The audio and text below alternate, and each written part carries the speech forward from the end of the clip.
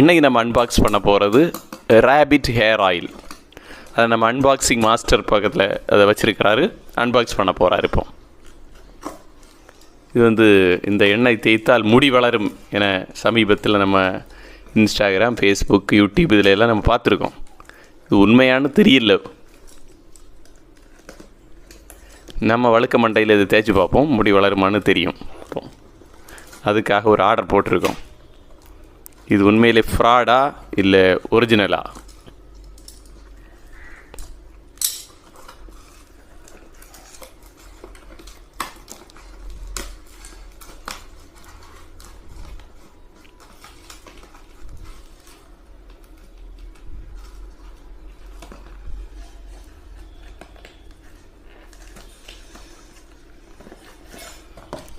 இதுதான் rapid hair oil.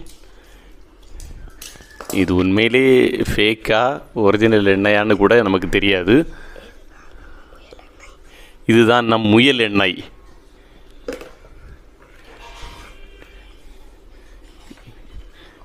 ஏதோ ஒரு வெப்சைட்டில் பார்த்தேன், அதில் ஆர்டர் பண்ணேன். அந்த வெப்சைட் உண்மையானு கூட நமக்கு தெரியாது.